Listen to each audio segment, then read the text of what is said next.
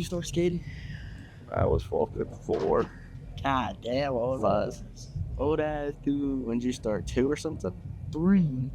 Shit. I just saw my older cousin skating, so I just wanted to be just like him. And yeah, just remember watching the X Games and wanting to get a skateboard and got one.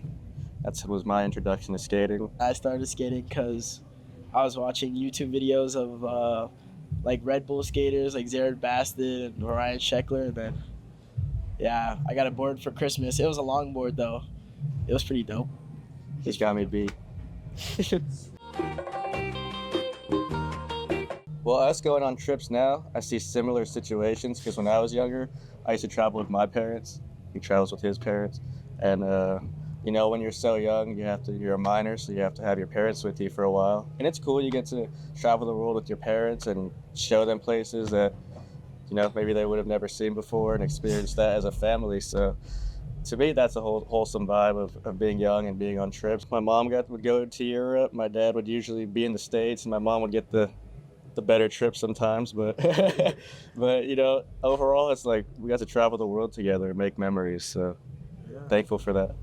Having my parents on, or my dad really just comes on the trips. It's pretty dope. I like having him on the trips.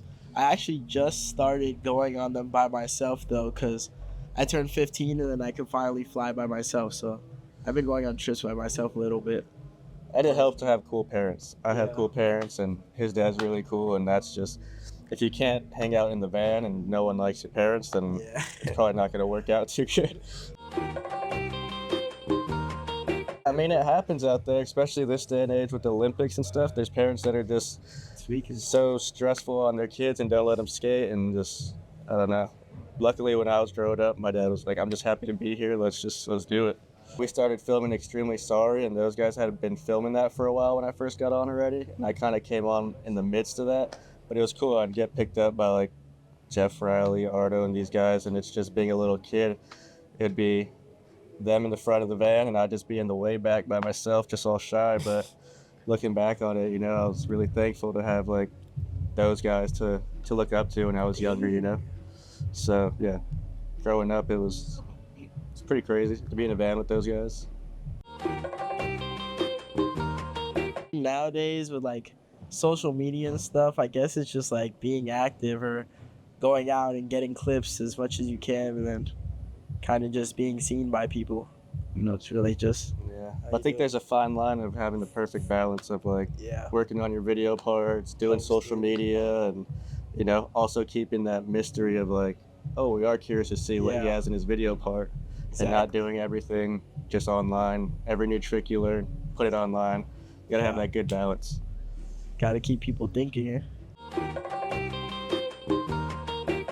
As corny as they are, like those things, like they pay really well. So it's like, fuck it, you know? So, I mean, I don't know. I've done some stuff with Oreos and Starbucks and, you know, random things come about. You know, those opportunities aren't always around. So when they come around, if it makes sense, just go for it. Stack it up. Oreos is kind of sick, though. Oreos was sick, yeah. I get a lot of Oreos sent to my house at that point in time. I've definitely turned some stuff down. I can't remember off the top of my head, but... Oh, actually, one time when I was younger, I used to do commercials, like, when I was really young. And what got me over it was there's this thing called Kids Bop in America. No way. Kids remake the songs that are popular and they dance to it, and it's all like a musical kind of thing.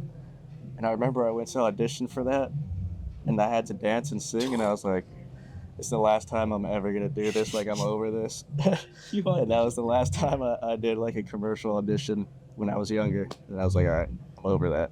That one was a bad one. Louie Lopez, Kids Bop. That would be kind of cool, though.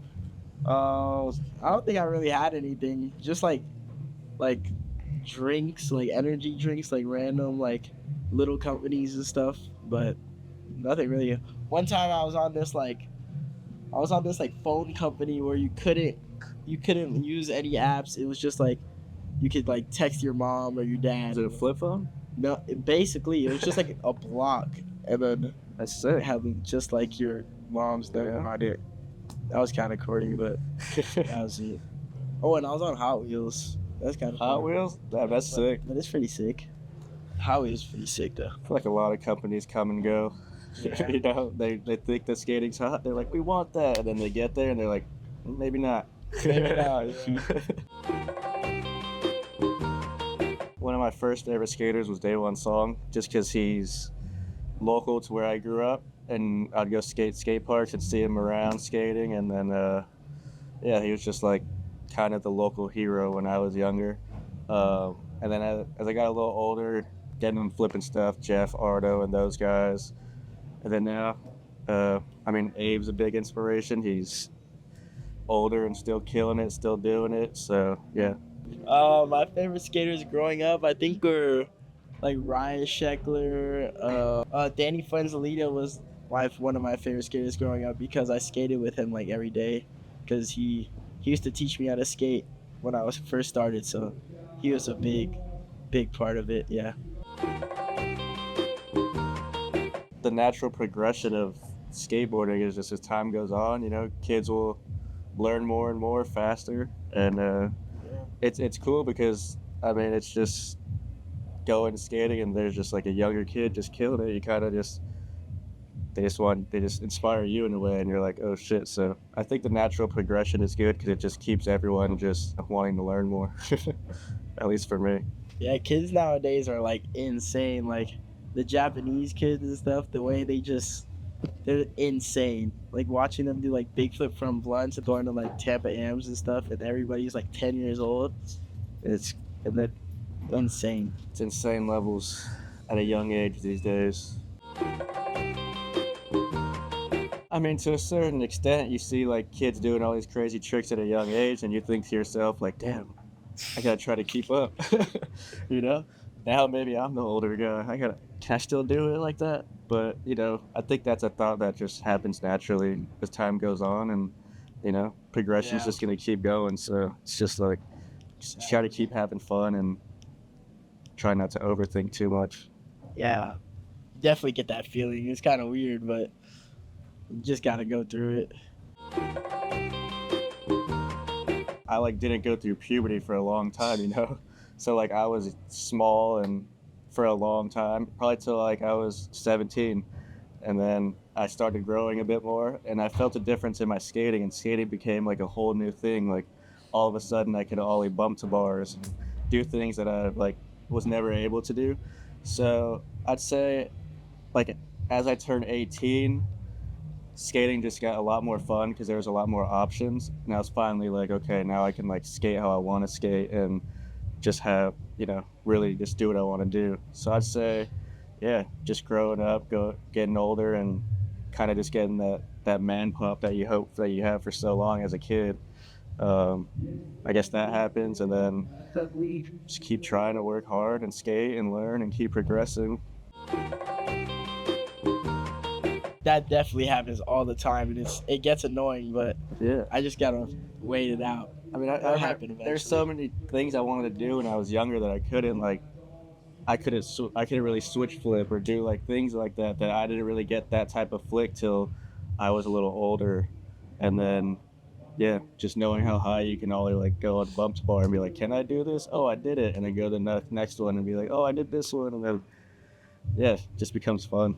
Going from being like the kid to getting my pop that I've always wanted was like probably one of the funnest times in skating for me, because it was so new.